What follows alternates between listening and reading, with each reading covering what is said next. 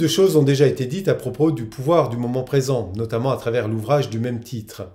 Je vais vous proposer un autre regard qui pourra répondre à cette question qui m'a été posée, comment atteindre le moment présent? Et d'entrée, nous confrontons un premier paradoxe. Si je peux atteindre le moment présent, il faudrait que je parte d'un endroit qui n'est pas le moment présent. Mais alors, quel est ce temps dans lequel je me situe qui n'est pas le moment présent? Le réflexe est alors de penser que nous sommes dans notre passé. Et si nous sommes dans notre passé et que nous estimons que nous ne sommes pas dans l'instant présent que nous recherchons n'est en fait pas un instant présent, c'est un instant futur. C'est un futur dans lequel nous nous projetons, un futur dans lequel nous nous sentirions enfin présents. Mais alors, pourquoi nous faisons ça? Eh bien, nous faisons ça non pas pour atteindre le moment présent, mais en fait pour lui échapper. C'est une tentative d'échapper à la vie, une tentative d'échapper à l'instant présent que de rechercher l'instant présent. Et si nous cherchons à échapper à l'instant présent, c'est parce que l'instant présent nous est désagréable, nous est inconfortable. Or, c'est cette réalité-là que nous devons confronter pour pouvoir rentrer à nouveau dans le processus de la jouissance du présent, qui est le seul temps qui existe, car même lorsque je pense au passé, je suis non pas dans mon passé, mais dans le présent de mon passé. Et lorsque je pense à mon futur, je ne suis pas dans mon futur, je suis dans le présent de mon futur. Nous devons donc totalement revoir notre rapport au temps.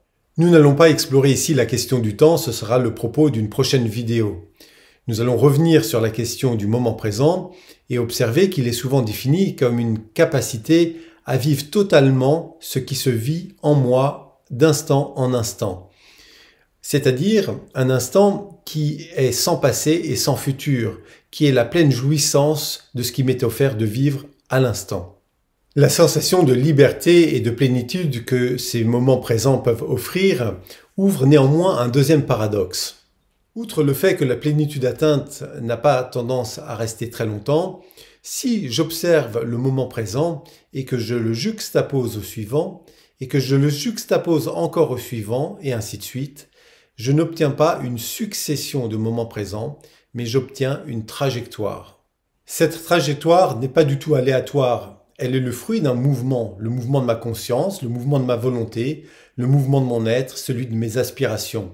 Si bien que je ne peux pas me contenter d'être uniquement dans le moment présent, je dois aussi considérer mon propre futur.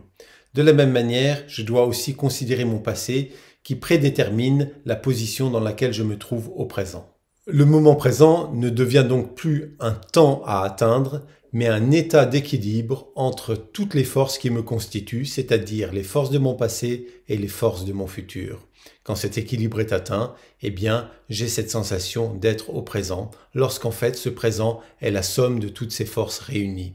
Il n'y a pas d'autre temps que le temps présent. C'est la conclusion que nous pouvons tirer de tout cela. Dans le cadre de la nouvelle psychologie, nous sortons de cette vision linéaire et fragmentée du temps.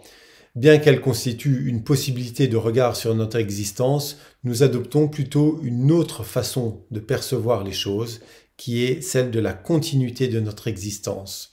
Nous vivons alors un temps continu dans lequel chaque élément, qu'il soit passé, présent ou futur, a une incidence totale sur l'ensemble de notre existence et l'ensemble du rapport que nous établissons avec nous-mêmes. Autrement dit, il n'y a aucune fragmentation à notre être.